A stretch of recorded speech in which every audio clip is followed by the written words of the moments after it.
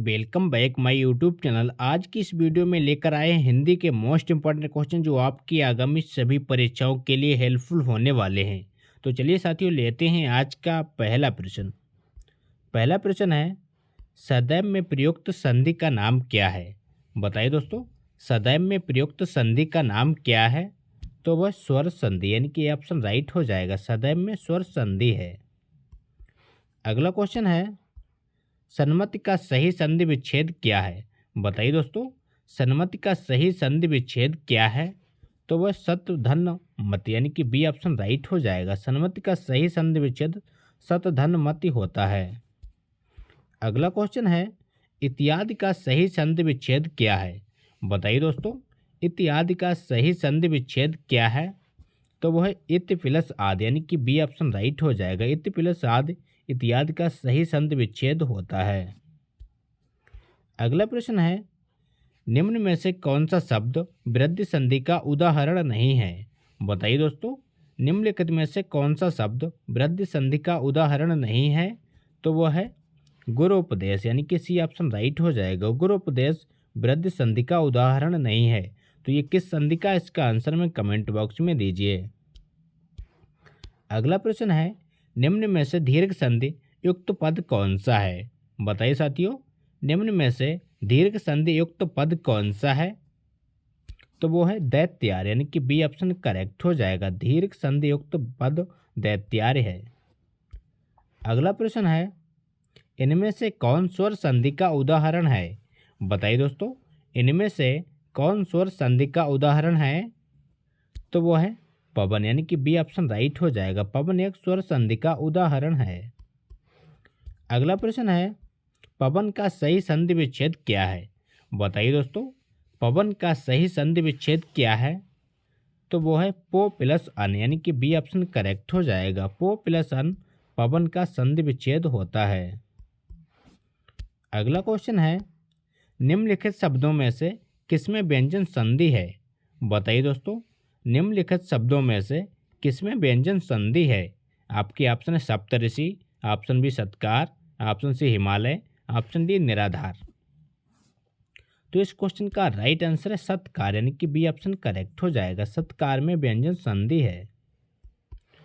अगला प्रश्न है, निम्नलिखित शब्दों में से किसमें विसर्ग संधि है? बताइए दोस्तों, निम्नलिखित शब्दों में से किसमें विसर्ग संधि है? तो इस क्वेश्चन का राइट आंसर है अतएव, यानी कि डी ऑप्शन करेक्ट हो जाएगा। अतएव में विसर्ग संधि है। अगला क्वेश्चन है, उत प्लस हार के योग से कौन सा शब्द बनेगा? बताइए दोस्तों, उत प्लस हार के योग से कौन सा शब्द बनता है? तो वो बनता है उद्धार, यानी कि बी ऑप्शन राइट हो जाएगा। उत प्लस हार के योग से उद्धार शब्द का निर्माण होता है। अगला क्वेश्चन है, पर्यावरण का सही संधि विच्छेद क्या है? बताइए दोस्तों, पर्यावरण का सही संधि विच्छेद क्या है? तो वह परि प्लस आवरण, यानी कि बी ऑप्शन करेक्ट हो जाएगा। परि प्लस आवरण पर्यावरण का सही संधि विच्छेद होता है। अगला क्वेश्चन है, अनुनासिक का संबंध क्या है? बताइए दोस्तों, अनुनासिक का संबंध होता है तो वो होता है नाक और मुंह दोनों से, यानी कि बी ऑप्शन करेक्ट हो जाएगा। अनुनासिक का संबंध नाक और मुंह दोनों से होता है। अगला क्वेश्चन है, अनुनासिक व्यंजन कौन से होते हैं? बताइए फ्रेंड्स, अनुनासिक व्यंजन कौन से होते हैं? तो वो होते हैं वर्ग के पंचमा अक्षर, यानी कि सी ऑप्शन करेक्ट हो जाएगा। प्रत्येक वर्ग के पंचमा अक्षर अनुनासिक व्यंजन होते हैं। अगला क्वेश्चन है, हिंदी वर्णमाला में सुरों की संख्या कितनी है? बताइए फ्रेंड्स, हिंदी वर्णमाला में सुरों की संख्या कितनी है? तो वो है 11, यानी कि सी ऑप्शन राइट हो जाएगा। हिंदी वर्णमाला में सुरों की संख्या 11 होती है। अगला प्रश्न है, जो पहले कभी ना हुआ हो उसके लिए एक शब्द क्या है?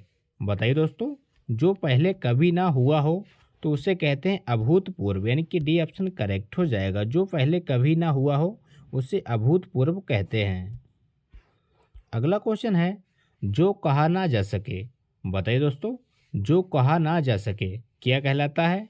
आपके ऑप्शन अकथनीय, ऑप्शन बी अगम्य, ऑप्शन सी अजर, ऑप्शन डी अक्षम्य। तो इस क्वेश्चन का सही जवाब है अकथनीय, यानी कि बी और सॉरी दोस्तों, यानी कि ए ऑप्शन राइट हो जाएगा।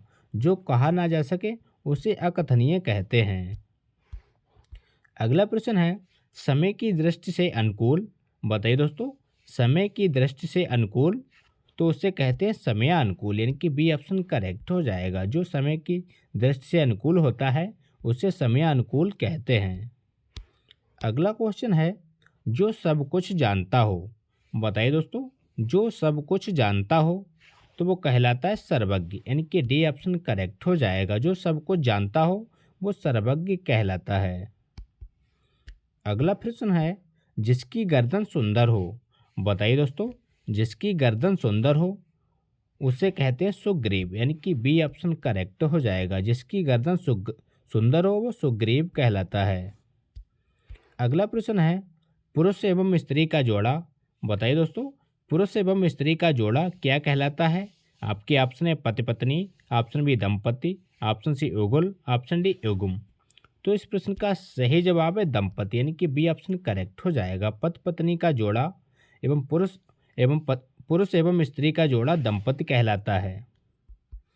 अगला क्वेश्चन है, कार्य को नए ढंग से करने की पद्धति क्या कहलाती है। बताइए दोस्तों, कार्य को नए ढंग से करने की पद्धति क्या कहलाती है।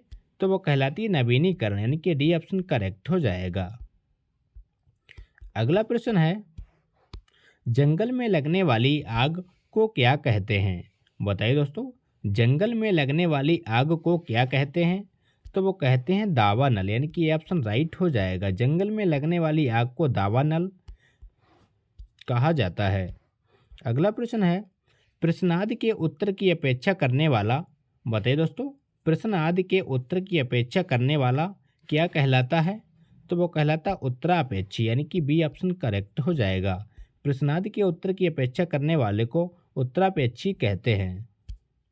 अगला प्रश्न है, ज्येष्ठ का विलोम शब्द क्या है। बताइए साथियों, ज्येष्ठ का विलोम शब्द क्या होता है। तो वो होता है कनिष्ठ, यानी कि सी ऑप्शन करेक्ट हो जाएगा। ज्येष्ठ का विलोम शब्द कनिष्ठ कहलाता है। अगला प्रश्न है, गमन का विलोम शब्द क्या है। बताइए दोस्तों, गमन का विलोम शब्द क्या है। तो वो होता है आगमन, यानी कि डी ऑप्शन राइट हो जाएगा। गमन का विलोम शब्द आगमन कहा जाता। अगला प्रश्न है, अवन का विलोम शब्द क्या है। बताइए साथियों, अवन का विलोम शब्द क्या है। तो वो कहलाता है अंबर, यानी कि सी ऑप्शन करेक्ट हो जाएगा। अवन का विलोम शब्द अंबर कहा जाता है। अगला प्रश्न है, हे का विलोम शब्द क्या है। बताइए दोस्तों, हे का विलोम शब्द क्या होता है।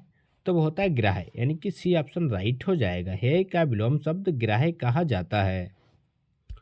अगला प्रश्न है, श्री गणेश का विलोम शब्द क्या होता। बताइए दोस्तों, श्री गणेश का विलोम शब्द क्या होता है। तो वो होता है इतश्री, यानी कि बी ऑप्शन राइट हो जाएगा। श्री गणेश का विलोम शब्द इतश्री कहा जाता है। अगला प्रश्न है, अथ का विलोम शब्द क्या है। बताइए साथियों, अथ का विलोम शब्द क्या होता है। तो वो होता है इति, यानी कि डी ऑप्शन राइट हो जाएगा। अथ का विलोम शब्द इति होता है। अगला क्वेश्चन है, अमे का पर्यायवाची शब्द है। बताइए दोस्तों, अमे का पर्यायवाची शब्द है। तो वो होता है सुधा या अमृत, यानी कि डी ऑप्शन करेक्ट हो जाएगा।